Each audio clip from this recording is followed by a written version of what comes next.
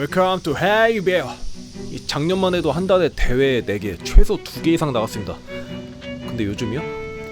7, 8월 대회를 한 개도 나가지 않는 상황입니다. 물론 훈련은 여전히 진행 중입니다. 30도가 넘는 이 더운 12시에 그늘 1도 없는 황산공원을 22km 뛰다가 탈진해서 훈련 중단. 이런 무모한 훈련은 여러분께 추천드리지 않습니다. 그것보다 제가 서브3 도전기 시리즈를 시작한 게 작년 8월입니다.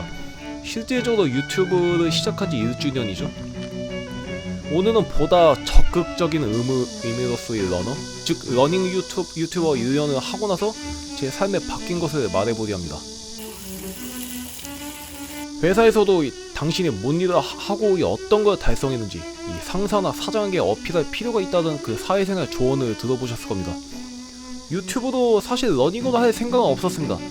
맨 처음에 해파단길 코스를 답사하며 이 대자연을 담는 걸 시작했는데 영상미는 누가 봐도 끝내준데 사람들이 안 보더라고요.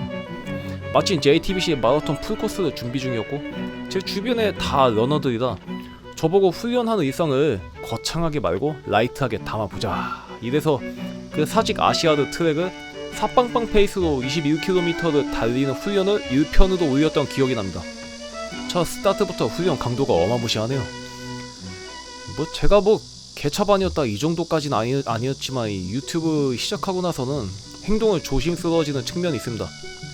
대회장에 가면 처음 뵙는 그 큰형님뻘 되는 분들이 인사를 먼저 주시고 댓글이나 DM으로 연락 먼저 주시니까 행여나 그 인사 주셨는데 못 보고 지나가지 않도록 신경 쓰게 되고 러닝크루 훈련이나 그 뒤풀이 때 지금 내가 하는 발언이 이 초등학생 자녀와 함께 식사하는 4인 가족이 TV도 봐도 되는 수준인가?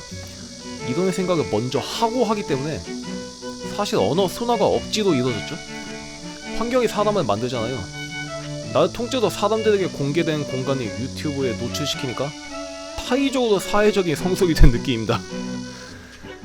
남자는 장가가서 애 낳아봐야 철 든다 이런 옛말이 있는데 그런 사회적 비용을 치르지 않더라도 그냥 본인 얼굴 공개한 유튜브만 시작해도 전체가 그렇지 않을지라도 이 타의적인 정신적 수양은 자동으로 될 겁니다. 이제 술 먹고 실수만 안 하면 됩니다. 작년 치앙마이 있어도 이 얘긴 그만하자.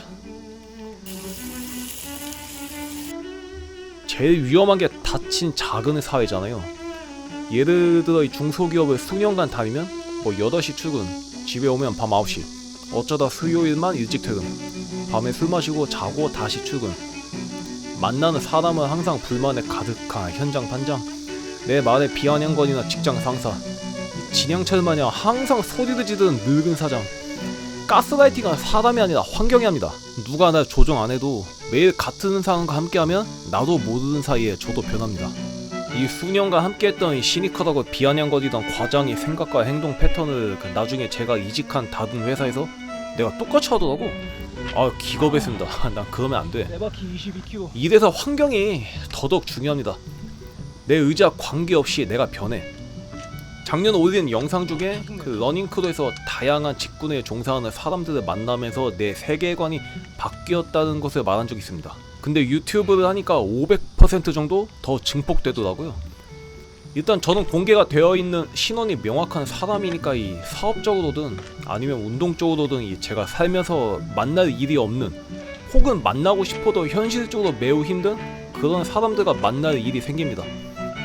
사실 저 같은 시커먼 아저씨한테 먼저 연락이 오는 일은 현실적으로 힘들거든요. 근데 연락이 와. 프라이버시가 있으니 그분들을 거론하긴 좀 그렇고 제이세노는 거론해도 되겠네. 국내 메이저급 트레일러닝 주최하시는 분들은 사실 만나서 깊은 대화를 할 일이 없어요. 각자 서로 바빠서.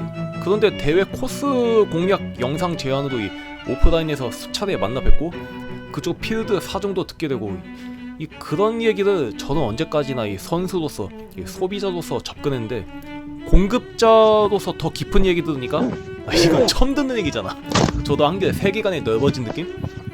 그분들은 기본적으로 러닝 이벤트나 사업을 하시는 분이고 내 영상을 활용해서 대회에 도움을 받으려는 명확한 목표가 있으니까 저랑 접점이 있었던 건데 이것도 제가 과거 우주트레인 9피크 영상을 만들었으니까 인연이란 거지. 그냥 양산에서 조용히 혼자 산 뛰고 혼자 인스타만 하고 그냥 어디 대회 운영이 별로네 이렇게 불평 불만만 하며 살았다면 평생 만날 일이 없죠. 사실 그 영상은 누구한테 알리기보다 만들어서 제가 보고 소장하려 한 건데 정말 사람 일이 어떻게 풀릴지 모릅니다. 그거 외에도 주변에 월급쟁이가 아닌 다른 걸로 돈 버는 사람이 엄청나게 많다는 것, 뭐 이것도 다 이게 러닝 유튜브 하면서 알게 된 사람들과 정보 공유하니까 가능했죠. 만약에 용기 내서 그 회사를 퇴사 안 하고 달걀 시간도 없이 매일 8시 30분에 퇴근했다면 지금쯤이면 거진 10년차 됐겠네. 그런 회사 10년차다. 비극입니다. 진짜 한 회사 오래 다닌다는 게 2023년엔 결코 좋은 의미가 아니야. 진짜 회사에 목숨 걸기엔 너무나도 위험한 시대입니다. 뭐라도 해야 합니다. 유튜브든 뭐든. 지하철 정거장에서 난동을 부리는 중년 남성과 경찰이 대치합니다. 그런데 어떤 청년이 갑자기 접근하더니 남성을 조용히 포옹합니다. 그제서야 자기 하고 싶었던 말과 울분을 청년에게 토로하며 험악했던 분위기가 순식간에 가라앉고 이 영상은 SNS에 수도 없이 퍼지며 많은 사람들에게 감동을 줬습니다. 저도 언젠가 저런 청년처럼 이상한 사람일지라도 한번 얘기는 들어줘야지 이런 생각이었는데 뭐 발음 가지고 비아냥거리고 마치 제 유튜브에서 무슨 지들 게시판인 것 마냥 비웃는 댓글을 다는 이상한 사람들이 1년 내내 간헐적으로 나오더라고요. 서브3 도전기 시리즈 시작 전에도 그 업로드된 지 1년이 지난 영상에 느닷없이 욕설 댓글이 달려서 당황한 적이 있습니다. 중요한 건 제가 악플단 특정인을 찾아냈습니다. 사과까지 받아냈죠. 고소까진 가지 않았습니다. 그냥 저처럼 운동을 사랑하는 사람으로 형님뻘 되는 분이었습니다. 이렇게 해결되면 좋은 거죠. 같은 운동하는 사람인데. 그런데 언젠가부터 불특정 다수가 사용하는 게시판에서 익명인 사용자가 저에 대한 험담 욕을 하며 자기들끼리 놀고 있는 게시글이 저한테 캡처도 제보가 들어옵니다. 이것도 수개월 전 얘기죠. 직접 얼굴 맞대면 그냥 운동에 대한 열정이 조금 과했을 뿐 사회생활 열심히 하는 저 같은 시민 러너이실 겁니다.